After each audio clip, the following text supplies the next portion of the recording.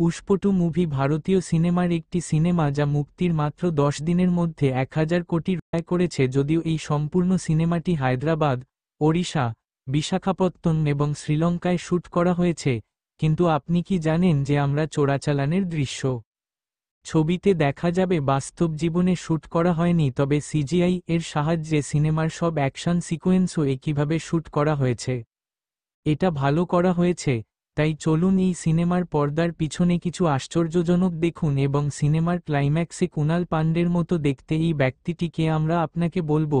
আমরা একটি মারামারি দৃশ্য দেখতে পাই যেখানে পুষ্প জাপানের বন্দরে কিছু গুন্ডাদের সাথে লড়াই করছে। আমরা আপনাকে বলি যে বাস্তবে এই দৃশ্যটি বিশাখাপত্তনমে শ্যুট করা হয়েছিল, কারণ আপনি এখানে দেখতে পাচ্ছেন যে কিভাবে এর লড়াইয়ের দৃশ্যটি শ্যুট করা হচ্ছে। আপনি এখানে দেখতে পারেন কিভাবে এই দৃশ্যের শুটিং করা হয়েছিল, কিভাবে আল্লু অর্জুনকে তারের সাহায্যে বাতাসে ঝুলিয়ে দেওয়া হয়েছিল এবং তারপরে এই সঠিক দৃশ্যটি শ্যুট করা হয়েছিল। এছাড়াও আপনি আপনার সিনেমায় এই ট্রাকের দৃশ্যটি দেখেছেন। এই দৃশ্যে আমাদের দেখানো হয়েছে যে রাতে একটি নদী দিয়ে অনেক ট্রাক যাচ্ছে, কিন্তু আপনি কি জানেন যে এই দৃশ্যটি দিনের বেলায় শ্যুট করা হচ্ছে? মিউজিক যে সময়টা শ্যুট করা হয়েছিল সেটা ছিল, হ্যাঁ বন্ধুরা, কারণ এই দৃশ্যের শুটিংয়ের সময় ছিল এপ্রিল মাস, যার কারণে নদীতে পানির প্রবাহ খুবই কম ছিল, তাই এখান দিয়ে ট্রাকগুলো সহজেই চলে যেতে পারত। আপনি এখানে দেখতে পারেন যে সিনেমায় এই দৃশ্যের শুটিং কেমন হচ্ছে রাতে সময় দেখানো হয়েছে, কিন্তু আপনি এই ভিডিওতে দেখতে পাচ্ছেন কিভাবে দিনের বেলা শ্যুট করা হচ্ছে এবং তারপরে যখন শেখাওয়াত সেই সমস্ত ট্রাক ধরেন এবং এর বাইরে শুটিং শুরু করেন, তখন আপনি এখানে দেখতে পাচ্ছেন কিভাবে সেই দৃশ্যের শুটিং হচ্ছে।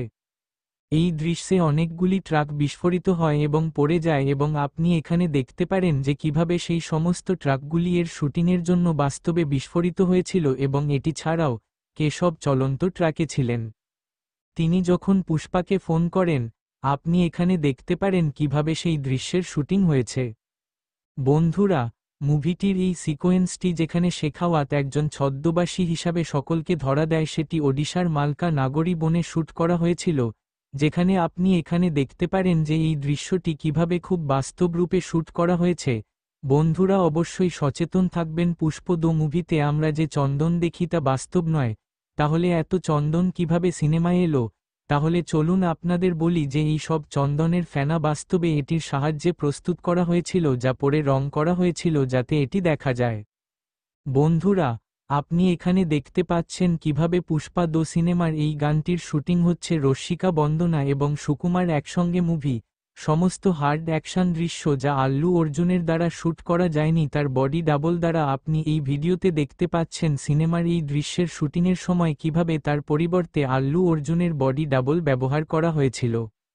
বন্ধুরা, আমরা শুটিং করছি, আপনারা নিশ্চয়ই কিষানের শুটিংয়ের সময় এই দৃশ্যটি দেখেছেন যেখানে মন্ত্রী দেশি স্টাইলে নাচছেন এবং এই ভিডিওতে আপনি দেখতে পাচ্ছেন। বন্ধুরা, এখন চলুন পুষ্পা দো সিনেমার ক্লাইম্যাক্স দৃশ্যে এই লোকটি কে ছিল সে সম্পর্কে আমরা আপনাকে বলি যে তার নাম রিক কোনপা এবং পুষ্পা দো সিনেমার আগেও তিনি অনেক সিনেমায় কাজ করেছেন। এই রকি ভাই কেজিএফে কাজ করলেও এখন পুষ্পা দো সিনেমা হিট হওয়ার কারণে তিনি আরও বেশি বিখ্যাত হয়ে গেছেন এবং এখানে আপনি তাকে এই সিনেমার মিউজিক শুটিংয়ের জন্য মেকআপ করতে দেখতে পাচ্ছেন। বন্ধুরা, আশা করি আমার ভিডিওটি আপনাদের ভালো লেগেছে।